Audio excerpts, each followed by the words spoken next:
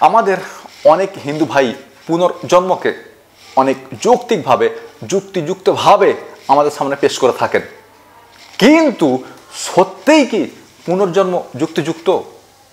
তা কি যুক্তির বিচারে দাঁড়াতে পারে? আজকে এই সম্পর্কে আমরা বিস্তারিত কথা বলেছি। আসলে আমাদের দুজন ভাই পুনর্জন্ম সম্পর্কে প্রশ্ন করেছিলেন, আর একজন ভাইয়ের কাছে তো পুনর্জন্ম যুক্তিযুক্ত বলে মনে হয়েছে। তো আজকে আমরা এই বিষয়ে বিস্তারিত কথা বলেছি। এখন আপনার দায়িত্ব সম্পূর্ণ ভিডিওটা মনোযোগ সহকারে দেখা, আর যদি মনে হয় ভিডিওটা ইনফরমেটিভ, তথ্যবহুল, যুক্তিযুক্ত, দিন এবং জাতির জন্য কল্যাণকর, তাহলে ভিডিওটা একটু কষ্ট করে শেয়ারও করা, আর শেয়ার করতেই থাকুন। কেননা পুনর্জন্মকে অনেক যুক্তিযুক্তভাবে যৌক্তিকভাবে আমাদের সামনে পেশ করা হয় এবং মুসলিমদেরকে বিভ্রান্ত করার চেষ্টা করা হয়। সুতরাং ভিডিওটা শেয়ার করার মাধ্যমে তাদের চেষ্টায় টেনে একটা লাথি মেরে দিন। আর সম্পূর্ণ ভিডিওটা দেখার পর আপনার কি মনে হলো, আপনি কি মনে করলেন, আপনি কি ভাবলেন, সেটা অবশ্যই আমাকে কমেন্ট করে জানান। তবে আমি জানতে পারবো যে আসলে আমি আপনাকে বোঝাতে পেরেছি কিনা। যদি বোঝাতে পেরে থাকি তাহলে কতটা বোঝাতে পারলাম। এছাড়াও যদি আপনার বা আপনাদের কোনো প্রশ্ন থাকে, খুবই কঠিন প্রশ্ন, মারাত্মক কঠিন প্রশ্ন, উত্তর নিজেও খুঁজে পাচ্ছেন না, প্রশ্নটা কাউ করতেও পারছেন না, এরকম প্রশ্ন থাকলে ভিডিওর কমেন্টে করে ফেলুন। ইনশাআল্লাহ যদি আপনার প্রশ্নটা কঠিন হয়, মারাত্মক কঠিন হয়, তাহলে আপনার প্রশ্নের উত্তর দিতে আমি বাধ্য। দুটো ছোট ছোট শর্ত রয়েছে। এক, শিশুসুলভ প্রশ্ন করবেন না, আর দুই, প্রশ্ন করে তাড়াহুড়ো করবেন না। প্রশ্ন করুন কঠিন, মারাত্মক কঠিন। যত কঠিন প্রশ্ন তত তাড়াতাড়ি উত্তর পাবেন ইনশাআল্লাহ।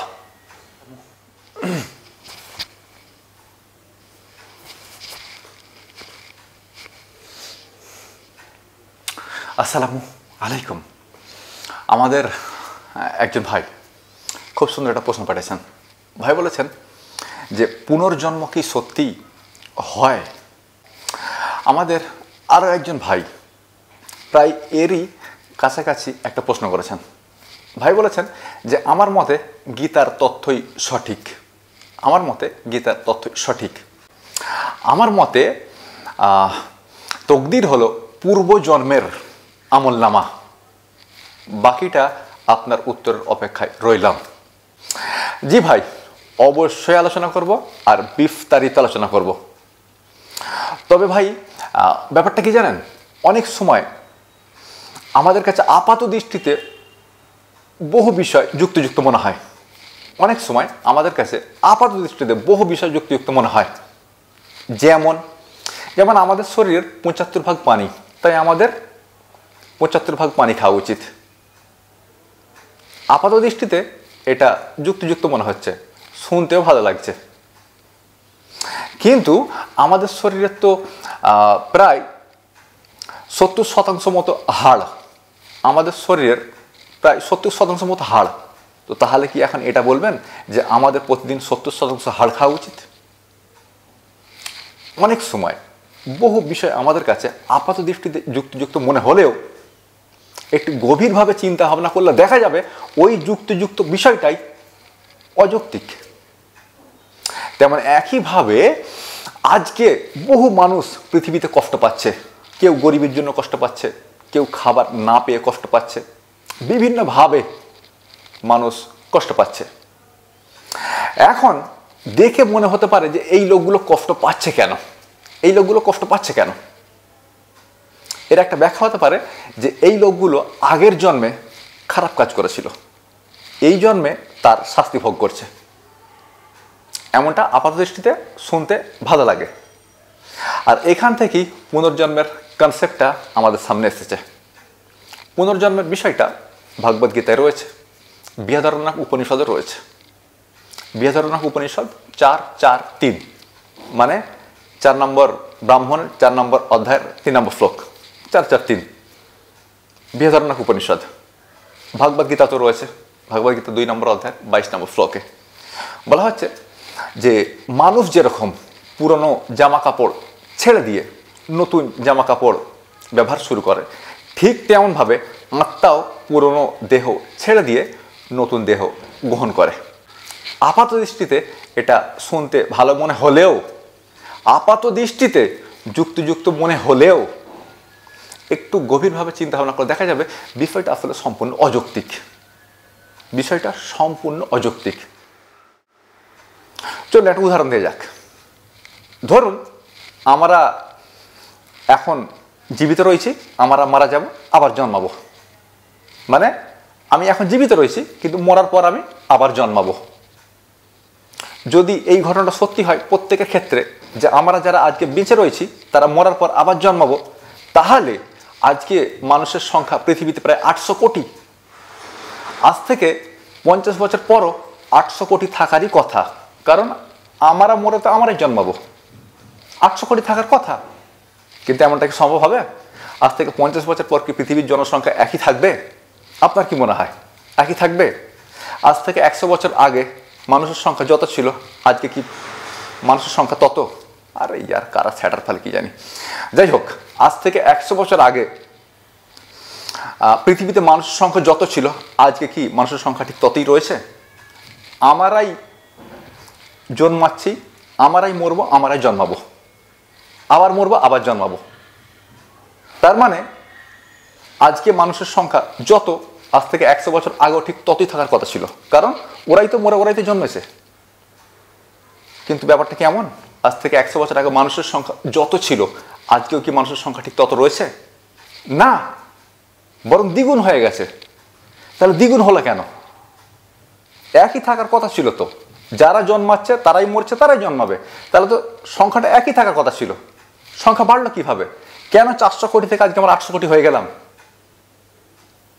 আবার 50 বছর পর হয়তো এটা 1000 কোটি দিকে ঠেকে যাবে। বাড়ছে কিভাবে? আমরা যারা এখন বেঁচে রয়েছি, আমরা মরবো, আমরাই জন্মাবো, তাহলে জনসংখ্যা বাড়ছে কিভাবে? একই থাকার কথা ছিল। যারা জন্মাচ্ছে তারাই মরছে, তারাই জন্মাবে, তাহলে জনসংখ্যা একই থাকার কথা ছিল। কিন্তু এমনটা কি হচ্ছে?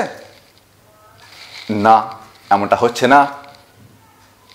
তাহলে পুনর্জন্মের কনসেপ্টে এই যুক্তিটা একটা বড় বাধা, আর এর কোনো উত্তর নেই। আর একটা যুক্তি প্রদান করা যেতে পারে।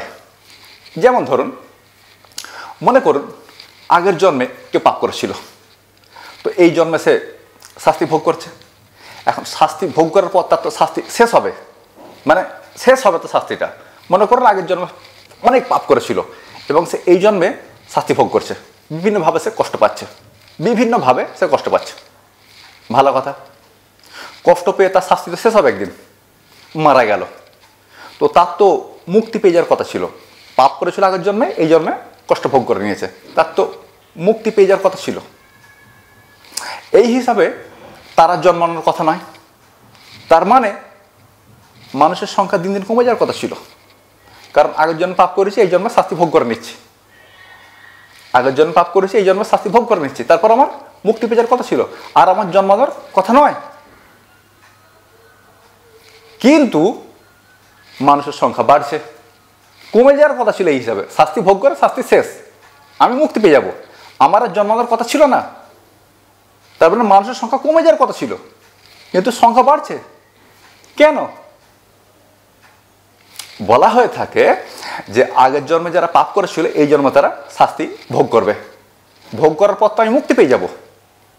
তার মানে আমার আর জন্ম হওয়ার কথা ছিল না। তার মানে মানুষের সংখ্যা কমে যাওয়ার কথা ছিল, আগের জন্মে পাপ করেছে, এই জন্মে ভোগ করে নিয়েছে, তো মানুষের জনসংখ্যা কমে যাওয়ার কথা ছিল, কিন্তু বাড়ছে। এটা তো ভাই পুনর্জন্মের যুক্তির বিপক্ষে চলে যাচ্ছে।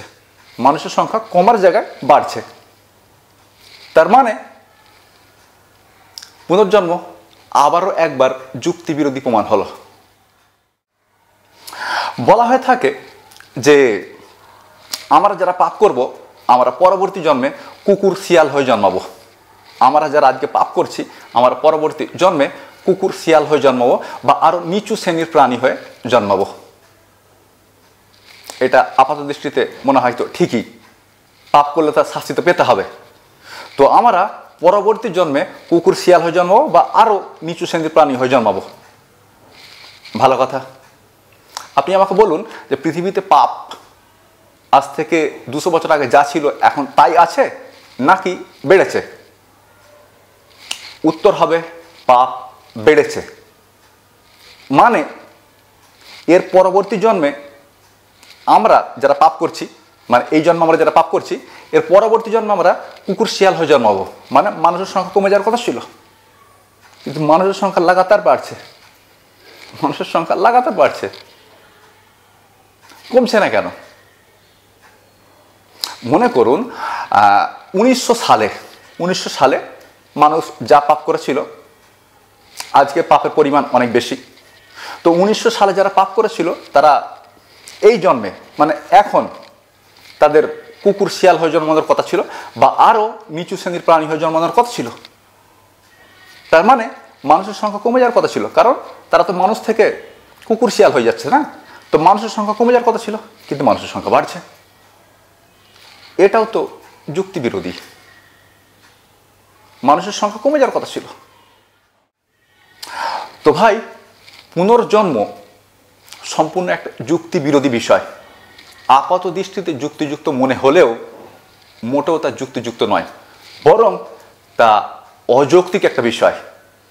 যেমন আমি আপনাকে প্রথমে বলেছিলাম যে আমাদের শরীরের 70-75 পানি, তাই আমাদের প্রতিদিন 70-75 পানি খাওয়া উচিত। যত কিছু আমরা খাই তার মধ্যে 70-75 পানি খাওয়া উচিত, কারণ আমাদের শরীরের 70-75 পানি। এটা আপাত দৃষ্টিতে শুনতে ভালো, যৌক্তিকও মনে হতে পারে, কিন্তু গভীরভাবে বিশ্লেষণ করলে, গভীরভাবে চিন্তা ভাবনা করে দেখা যাবে আমাদের শরীরের 70-75 হাড়। আমাদের শরীরের 70-75 হাড়। তো তাহলে কি আমাদের প্রতিদিন 70-75 হাড় খাওয়া উচিত? আপাত দৃষ্টিতে অনেক বিষয় যুক্তিযুক্ত মনে হতে পারে, কিন্তু গভীরভাবে চিন্তা ভাবনা করে দেখা যাবে এই যুক্তিযুক্ত বিষয়টাই অযৌক্তিক। যেমন পুনর্জন্ম। আমি আপনাকে 3টে যুক্তি দিয়েছি, আপনি বিচার বিবেচনা করে দেখুন।